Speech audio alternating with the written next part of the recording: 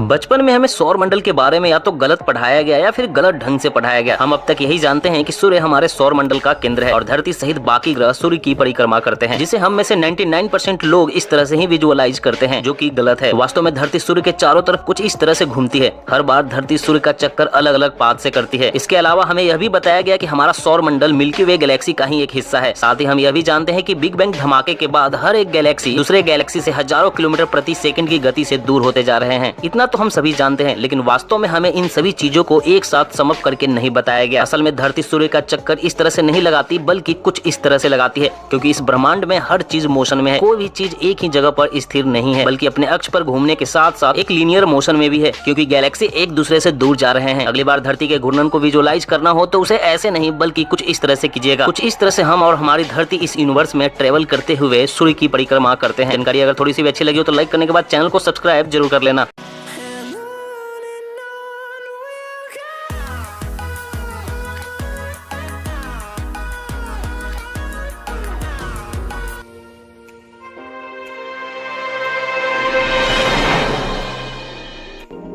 हमारा ब्रह्मांड किसी रहस्य से कम नहीं है। आप जितना भी इसके अंदर जाने की कोशिश करेंगे, उतना ही उलझते जाएंगे। इस विशाल ब्रह्मांड में हम सोच भी नहीं सकते हैं कि रहस्यों की कोई सीमा भी हो सकती है। हमारा सौर मंडल, जो खुद सूर्य की सीमा से बना हुआ है, वह खुद अपने अंदर इतने रहस्य समेटे हुए है कि उन्हें समझने में ही हमें कई हजार वर्ष लग सकते हैं। सौर मंडल या सोलर सिस्टम 4.5 अरब साल पुराना है। यह सूर्य की सीमा को दर्शाता है। अगर हम सच में देखें तो यह हमारी सोच से भी बहुत बड़ा है। इसमें 8 ग्रह और 5 बौने ग्रह शामिल हैं। आज जितनी भी रिसर्च और खोजें हमने ब्रह्मांड के बारे में की हैं, उससे कहीं कम हम अपने सौर मंडल के बारे में जानते हैं। इस वीडियो में हम सौर मंडल के कुछ अजूबों की ही बात करेंगे, जिन्हें आज तक कोई सुलझा नहीं सका है। कुछ रहस्य तो इतने गहरे हैं कि शायद इन्हें समझने में ही हमें कई वर्ष लग जाएं। इन रहस्यों को नासा के वैज्ञानिक भी नहीं समझ पाए हैं। इन रहस्यों को और करीब से जानने के लिए आपको ये वीडियो जरूर देखना चाहिए। जुपिटर ग्रह के विचित्र तूफान। जब बात तूफानों की होती है तो हमें चक्रवातों, बवंडरों का ख्याल आता है। हमारी पृथ्वी पर जितने भी तूफान आते हैं, उनमें सभी में एक बात सामान्य होती है। सभी तूफान एक खास पैटर्न को फॉलो करते हैं। अधिकतर ग्रहों के तूफानों में एक चीज सामान्य होती है कि इनके बादलों के नीचे वातावरण और नमी पाई जाती है। हमारे ग्रह पृथ्वी पर इसी तरह के तूफान आते हैं। और तो और हमारे ग्रह पर आने वाले सभी तूफानों के सेंटर में एक आग की आकृति भी बनती है। पर आप जानकर हैरान रह जाएंगे कि गैस जाइंट्स ग्रहों पर ऐसा नहीं है। वहाँ पर आने वाले चक्रवात या कहें तूफान बड़ी ही विचित्र आकृति बनाते हैं।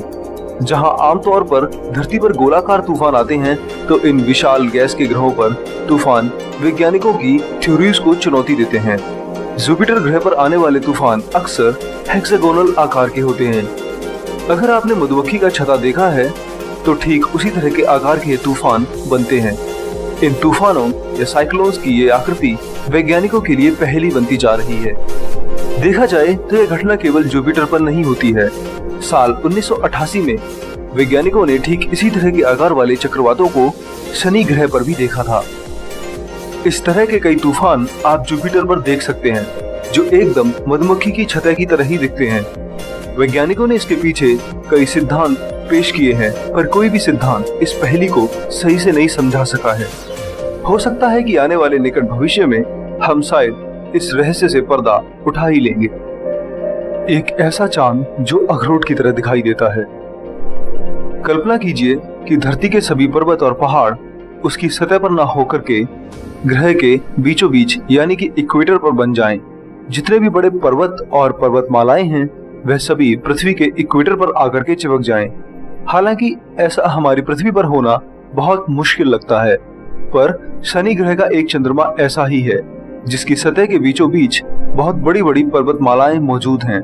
ये सभी पर्वत उसके एकदम बीच के भाग में हैं, जिसमें से सबसे बड़ा पर्वत करीब 20 किलोमीटर तक ऊंचा है, जो कि माउंट एवरेस्ट से भी 2 गुना ज्यादा है। वैज्ञानिक शनि के इस चंद्रमा, जिसका नाम लैप्टस है, बड़ा ही विचित्र मानते हैं। एक तो ये अपने पहाड़ों की वजह से अखरोट के आकार की तरह दिखाई पड़ता है, तो दूसरा, इस चांद के बारे में वैज्ञानिक ये नहीं जान सके हैं कि इस पर ऐसा क्यों है, क्योंकि शनि के दूसरे चंद्रमाओं पर ऐसा कुछ भी दिखाई नहीं पड़ता है। लैपिटस को देखकर ऐसा लगता है कि मानो उसकी ये दशा जबरदस्त टक्करों की वजह से हुई हो सकता है शनि की रिंग पर मौजूद एस्टेरॉयड ने इन टक्करों के कारण इस चांद को अखरोट जैसा बना दिया है। फिलहाल ये अभी तो एक रहस्य ही है, पर जेम्स वेब टेलीस्कोप के आने के बाद शायद वैज्ञानिक इसका रहस्य सुलझा ही लेंगे। सौरमंडल का ऐसा ग्रह जहां होती है हीरो की बारिश।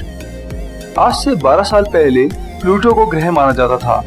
वह सौरमंडल का सबसे ठंडा ग्रह भी है, पर प्लूटो के उपग्रह बनने के बाद अब सौरमंडल का सबसे ठंडा ग्रह नेपच्यून है। यह ग्रह सूर्य से करीब 4.5 अरब किलोमीटर दूर है। इसकी इतनी दूरी इसे सबसे ठंडा ग्रह बनाती है, पर वास्तव में इसे जितना ठंडा होना चाहिए यह उतना ठंडा नहीं है। इस ग्रह की सतह का तापमान -200 डिग्री सेल्सियस से ज्यादा नहीं बढ़ता है। वैज्ञानिकों के मुताबिक इसका वास्तविक तापमान एब्सोल्यूट जीरो यानी कि -273 डिग्री सेल्सियस तक होना चाहिए, पर यह उससे कहीं ज्यादा गर्म ही है। इसके इस विचित्र तापमान के लिए वैज्ञानिक इस ग्रह पर हीरो की बारिश को जिम्मेदार मानते हैं। इस हीरो की बारिश की वजह से यह ग्रह सूर्य की प्राप्त हीट से दोगुना हीट खुद में से अंतरिक्ष में छोड़ता है। वैज्ञानिक मानते हैं कि ऐसा इसलिए होता होगा क्योंकि नेपच्यून पर भारी मात्रा में मीथेन है, जो कि इसके एटमॉस्फेरिक प्रेशर के कारण वातावरण में हीरे में बदल जाता होगा। यही हीरा फिर बादलों के रूप में आकर के इस ग्रह पर बरसता है और इसी बरसने के कारण से हीरे में गजब का फ्रिक्शन होता है, जिससे काफी ऊर्जा निकलती है। वैज्ञानिक इसी थ्योरी को नेपच्यून के इस असामान्य तापमान और ऊर्जा या हीट के जरूरत से ज्यादा अंतरिक्ष में छोड़ने का कारण मानते हैं। सौरमंडल के आखिरी छोर पर है 9वां ग्रह। जब मैं 9वें ग्रह की बात कर रहा हूँ तो जाहिर है वह प्लूटो तो नहीं होगा, क्योंकि 2006 में प्लूटो से ग्रह का तबका छीना जा चुका है। यहाँ पर जिस 9वें ग्रह की बात मैं करने जा रहा हूँ वह अभी भी नासा और तमाम वैज्ञानिकों के लिए रहस्य बना हुआ है। दरअसल इस ग्रह की कोई ठोस खोज नहीं हुई है, बल्कि इसका पता एक अजीब तरीके से लगा है। नेपच्यून ग्रह की ऑर्बिट के बाहर कुइपर बेल्ट है, जो कि कई विशाल उल्काओं के समूह से मिलने के कारण बनी है। ये बेल्ट वास्तव में बहुत बड़ी है, और इस बेल्ट में अंतरिक्ष वैज्ञानिकों को बहुत विचित्र चीजें देखने को मिली हैं, जिसे वह केवल ग्रेविटी के कारण ही समझ सकते हैं। उनके मुताबिक क्यूपर बेल्ट में ऐसी कोई चीज जरूर मौजूद है जो अपनी ग्रेविटी के कारण इस बेल्ट को प्रभावित कर रही है। वैज्ञानिकों ने इसी चीज को 9वां ग्रह माना है। इसकी बात जनवरी 2015 में शुरू हुई थी। इस ग्रह के वजूद को लेकर वैसे अभी वैज्ञानिकों के बीच काफी मतभेद हैं, क्योंकि थ्योरी के हिसाब से तो सौरमंडल के किनारे पर यह ग्रह हो सकता है, पर प्रैक्टिकली हमारे पास अभी ऐसा कोई टेलीस्कोप नहीं है जो क्यूपर बेल्ट के बाहर जाकर के इस ग्रह को देख सके और उसकी तस्वीर ले सके। हो सकता है आगे आने वाला जेम्स वेब टेलीस्कोप इस रहस्य पर पर्दा उठा दे। हमारे स्पेसक्राफ्ट अब सौरमंडल के सभी ग्रहों पर जा चुके हैं।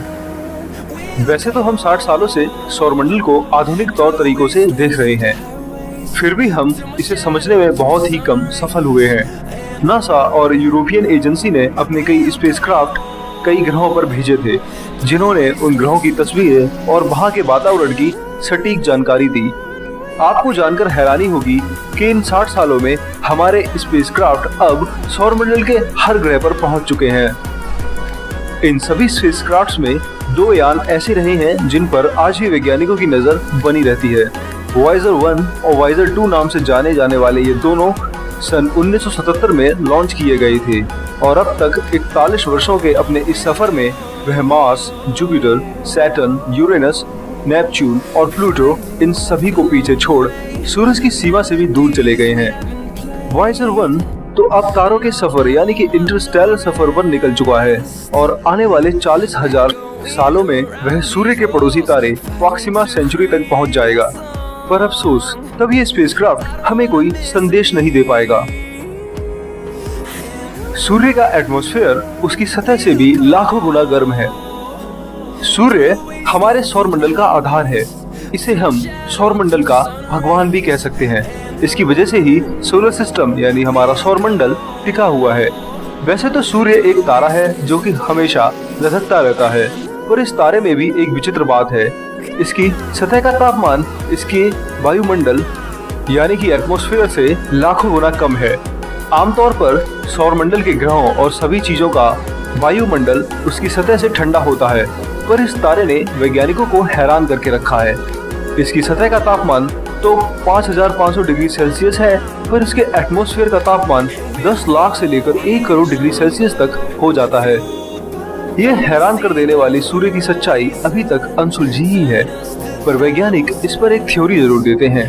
उनके मुताबिक सूर्य के एटमॉस्फेयर के विचित्र बर्ताव की वजह है सूर्य की सतह पर हर सेकंड होने वाले छोटे छोटे सौर हवा के तूफान, जो अपनी सारी ऊर्जा उसके एटमॉस्फेयर में छोड़ देते हैं। यही कारण है कि उसके वायुमंडल यानी कि एटमॉस्फेयर का तापमान उसकी सतह से भी लाखों गुना ज्यादा हो जाता है।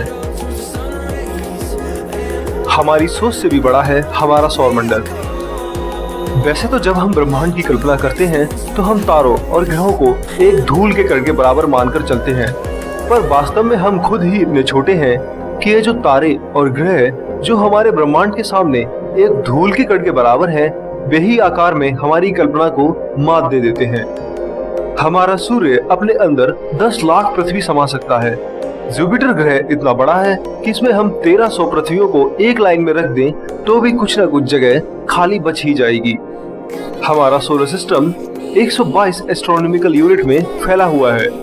आपको बता दूं कि एक एस्ट्रोनॉमिकल यूनिट यानी AU सूर्य की पृथ्वी से जितनी दूरी है उसे कहते हैं। यह करीब 15 करोड़ किलोमीटर मानी जाती है। 122 AU का मतलब है 19 अरब किलोमीटर। ये दूरी बहुत ही बड़ी है, पर इसे भी वॉयेजर 1 ने 6 साल पहले 25 अगस्त को पार कर लिया था।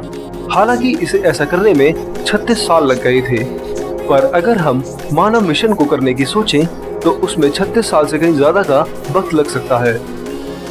देखा जाए तो सौरमंडल की सही सीमा को हम आज भी नहीं नाप सके हैं। सूर्य का जहां तक प्रभाव है वहीं तक तो सौरमंडल की सीमा है, पर हम नहीं जानते हैं कि आखिर इसकी आखिरी सीमा कहां तक है। वैज्ञानिक इसके बारे में सही अनुमान शायद आने वाले कुछ सालों में आधुनिक टेलीस्कोपों की मदद से लगा ही लेंगे। दोस्तों, इस वीडियो में इतना ही। वीडियो में हमने सौरमंडल के उन रहस्यों को दिखाया है जिसे हर कोई मिस कर देता है। हमने उन्हीं रहस्यों को दिखाने का एक छोटा सा प्रयास किया है। अगर आपके पास इस विषय पर कोई और जानकारी हो तो कमेंट जरूर करें और अगले वीडियो के टॉपिक के लिए अपने सुझाव भी जरूर दें। जिसका सुझाव और टॉपिक बहुत अच्छा और अनोखा होगा, अगले आने वाले वीडियो को हम उसी टॉपिक पर बनाएंगे।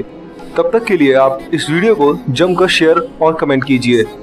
अगर आप पहली बार इस चैनल की वीडियो को देख रहे हो तो सब्सक्राइब जरूर कीजिए। इससे हमें इसी तरह की साइंस से जुड़ी वीडियोस बनाने की मोटिवेशन मिलती है। धन्यवाद।